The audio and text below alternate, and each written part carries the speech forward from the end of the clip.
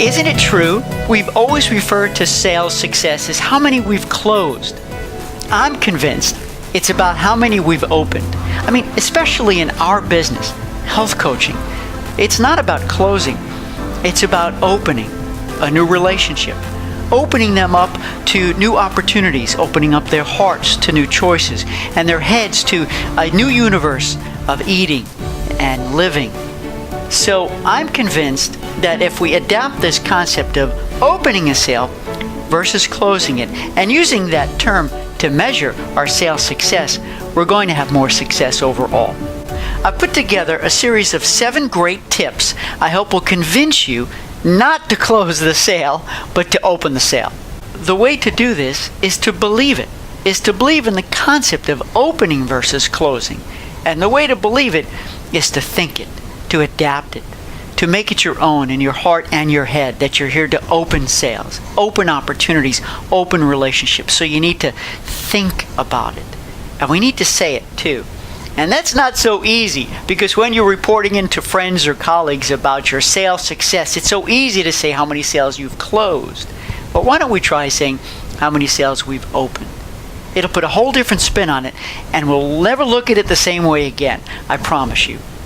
Now, number 2, people don't want to be closed. Think about it. Now put your client cap on for a second. I do this all the time. I always like to make believe I'm sitting at the other side of the table if somebody's trying to sell something to me, right? Do I want to be closed? No. I want to be opened. I want to be opened up to new possibilities, new options, a new way of hearing things, seeing things, and doing things. So what you're feeling in your heart is going to come through. It transcends to the client you're talking to. So if you believe in opening, they'll believe in opening as well.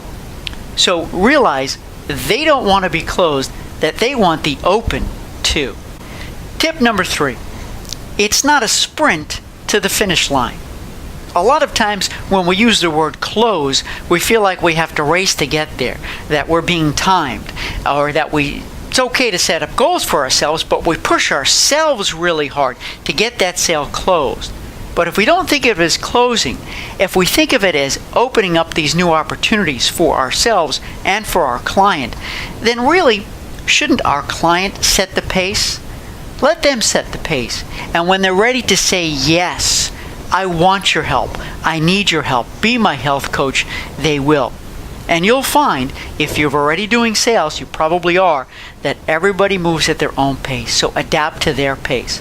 So get the yes when they're ready at their pace. Now, speaking of sprinting, tip number 4 is to look at the finish line as only one victory.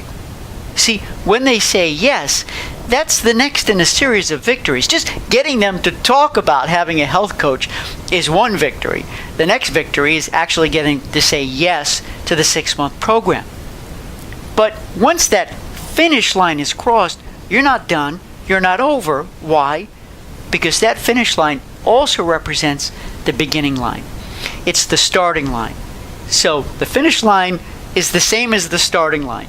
So it's not even closed at that finish line. It's just beginning. It's just opening. And hopefully there'll be many, many, many more victories down the road.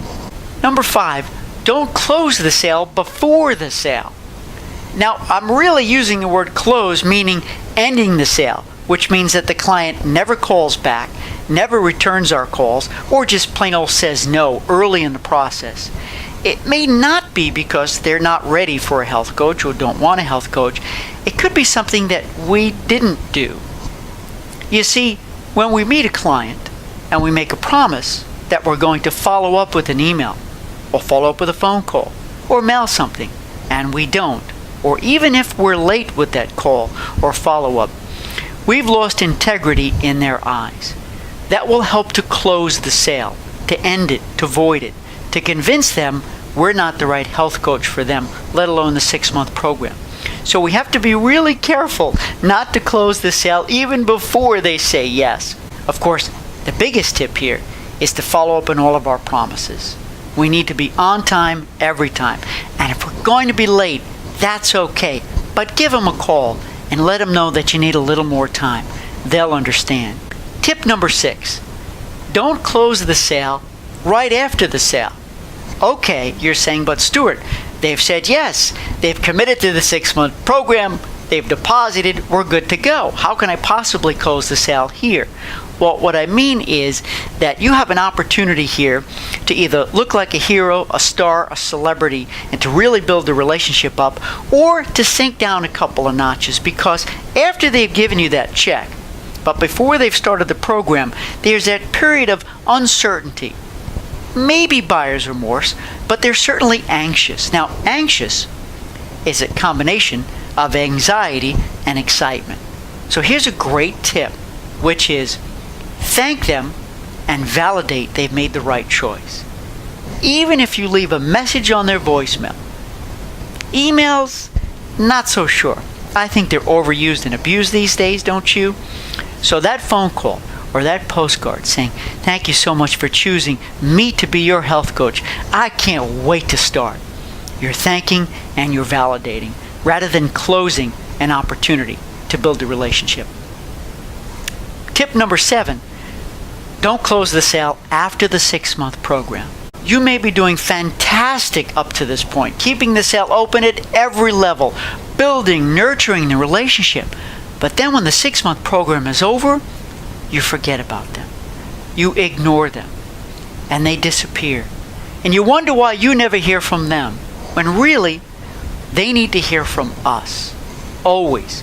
And the most important reason why, number 1, of course, is that lets them feel that that relationship was genuine, and you really do care, and you want to maintain a forever relationship.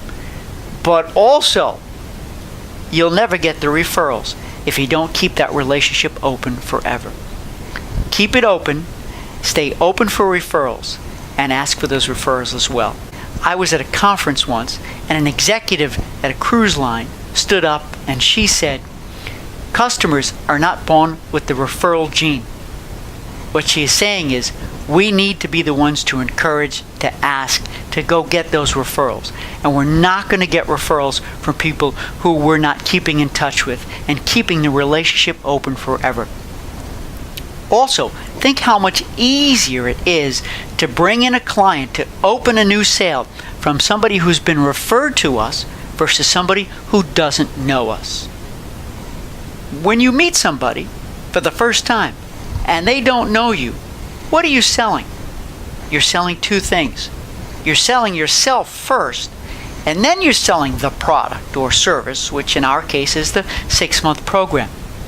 But if that client calls you and says, hey, my brother, my mom, my kids, my friends referred me, you've worked with them, they love you, how much easier is it to open that sale? Of course it is, because then you're only selling one thing, which is your special bio-individual 6-month program for that person. So always stay open for referrals. Now, if you're still with me, you deserve a bonus, because I believe in giving bonuses. So what I'm going to give you is what I call Stuart's phrase that pays. Now, there's 2 rules with the phrase that pays. The first rule is make it your own, which means you can use the exact words I'm going to give you, this phrase, or you can use what words you're comfortable with. The second rule is use the phrase that pays after every conversation with a client. Even if you talk to a client 3 times a day or 7 times a day, by phone, by email, by carrier pigeon, say that phrase that pays. What it's going to do, and I guarantee it, is deliver referrals.